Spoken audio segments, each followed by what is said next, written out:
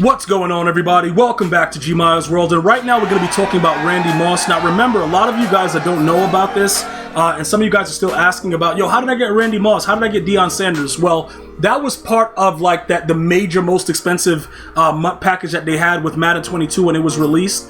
And to be honest, right now I'm at the point where I have to figure out what's going on. So look, I have a couple options because the way that people play defense, primarily everybody's running 3-3-5, and it's 3-3-5 wide nickel, and you got to be able to get somebody deep, right?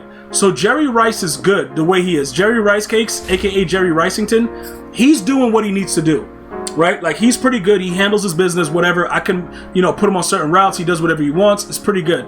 Got no issue with what he's doing, all right? But again, he's 6'2". So to really try to moss dudes with streaks with 6'2" guys is not going to be the best situation. Randy Moss, for some reason, is very, very glitchy. He and Calvin both, but I don't really care for Calvin as much because Calvino low-key just been garbage, and I don't know what's going on. So when you look at these numbers for Randy Moss right now, he's not really playable, only with the exception that he's tall, and if you throw the ball up, he may catch it. That's it. There's really no other, there's no other explanation about what he's doing. And the crazy part is he's so much slower than the other guys that I have playing, like Devin Hester and who is that we have? Deebo Samuel. Like, he's the slowest of all of them. Deebo is 93. Devin Hester right now is 93. So guys are already at that level of speed, and this guy's just not. So it's a real major situation with the way that it is. And yeah, Devin Hester can probably get you on like a cross or whatever, but for the speed of the corners right now in the game, you're not really beating anybody over the top unless an idiot presses you and doesn't get pressure right away. It's going to be 6. So what's the advantage of Randy Moss? The only advantage, like I said, is he's 6'4" and he's free. So we got rid of Calvin and it didn't really hurt us. Bringing Calvin back would probably set us back, but it's either going to be him or Randy. Now, the next thing that I get is like, Gmia, like, do we need an ability? This is where it gets very, very interesting. Do we need an ability? He catches the ball with matchup nightmare on certain Moss actions, but it's 2 AP. Calvin obviously gets it for 1. So if we were going to do that, it seems more realistic that we would bring out a 93 speed Calvin and just let him go crazy instead of using a 90 speed Randy Moss. In all actuality, I'm just being like straight up with you guys. That's probably what makes more sense right now, because Calvin Johnson is garbage, but he'll catch the ball on streaks randomly. The only other option that we have is Kyle dig out your girl's pits. Now, let me explain to you guys why this is like weird if we were to go that route with Kyle Pitts again, because it messes up all the formations. But Kyle is very, very unique because he's so fast already and he's 6'6". Will he moss you all the time? Not usually, because he's going to drop the ball again. But one of the things that's very, very important to know, right? He will, in some cases, come down with the ball randomly. It's real stupid, and I can't really explain why he's doing it. But, he's a vertical threat. He gets those 2 slots. He definitely can make work. Like you give him like a deep out, and he'll come out and just do whatever he wants. He'll definitely jump for the ball. He'll do different things like that. But like I said, because of the way we switch formations back and forth, it would kind of hurt us if we have the two tight ends, unless we wanted to audible like to a wing tight, because we run like the 3 wide receiver sets out of doubles off sets, so it's kind of weird. But we have to open up the offense, because if we just rely on like the basis of the game and people are playing these generic defenses, you're not gonna get it. Like, you won't be able to do much. And then another thing, because we don't have him actually at the tight end position, and he doesn't get tight end apprentice yet, everything is kind of messed up for him, because he can actually moss dudes in the seam a lot better than we can with Kittle, who is actually 6'4". But the height factor is, just letting you guys know, when you have the option of pulling out the Gmia streak, everything changes, because they can't defend you the same. They can't just come out and play, whatever defense and think it's cool. They just can't do it.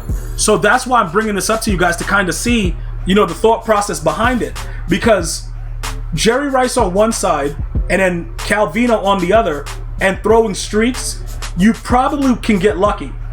You know what I'm saying? Like, you probably can definitely get lucky, but I already know that Randy Moss will catch the ball more, I think, than Calvin. which is stupid because he's 90 speed, and like I said, we easily get Calvin to a 93 with the deep route specialist chemistries. So it's very, very stupid, but temporarily, we may have to fool around with Randy Moss a little bit. Like, temporarily, though. Like, the dude's garbage, and I get that. Like, I'm not debating whether he's garbage or not. The dude kind of sucks. And also, because he doesn't get, like, the deep out, we would have to waste the 2 AP to make sure he even does anything. Now, the other thing that you can do, you can also wing it.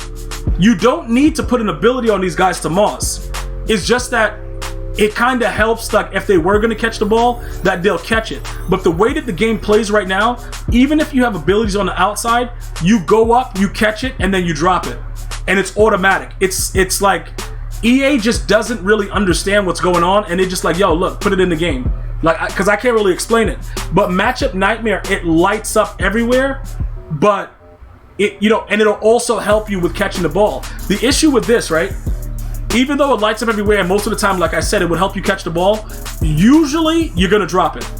Like, that's just the pure honest truth. Like, usually you're gonna drop the ball, without a doubt.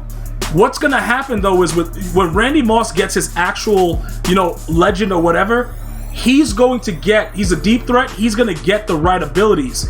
And then we can go back to like mossing and doing all the other stuff. But with the way that the game plays right now, we have to definitely be careful with it.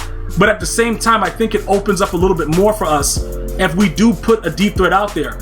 90 speed, I know, it's very, very slow or whatever, but because he's so tall, if he gets out in front, you're gonna probably go for 6.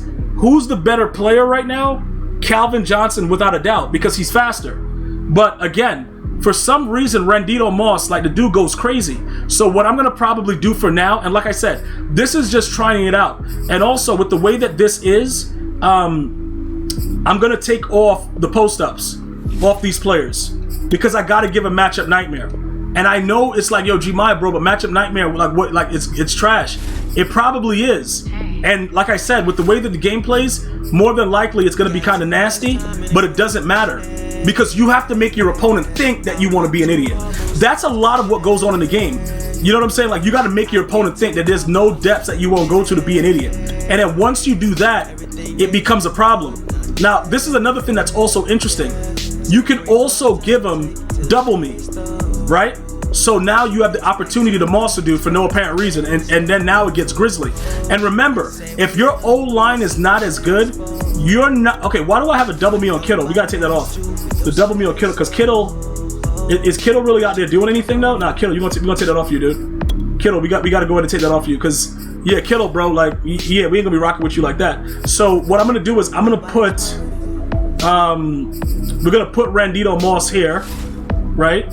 Where's Randito Moss? What the hell is he? All right, Randy. Okay, no, for this position only. And then what we're gonna do is we're gonna make Devin Hester always be in the specialist section, our slot receiver, right?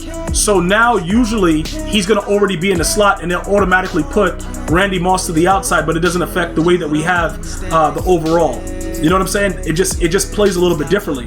Now, look at what's gonna happen. Either one or two things are gonna happen, bro. We're gonna get dominated beyond belief, or it's gonna actually work with our new scheme. Either way, it doesn't really matter because it's all experiment. That's what this game is. This game is a huge experiment. But at the same time, I think we're gonna have the opportunity to start, you know, dotting dudes uncontrollably and enjoying whatever this game is. And again, Jerry Rice is a 95 speed on the outside, so he's gonna always be that decoy that's gonna be there ready to go and do whatever he wants. And then Randy at 90, we know that we can actually, you know, go out there and probably, in most cases, we could definitely go for 6 because he'll moss somebody uncontrollably. And that's gonna be our new game plan, guys, and we're gonna find out how it works. And that's pretty much it. Because at the end of the day, we gotta figure out a way to make this game playable. And I'm right there with you guys. I'm gonna see you guys and girls next time. Hopefully you're enjoying your day. Until next time, one love, y'all.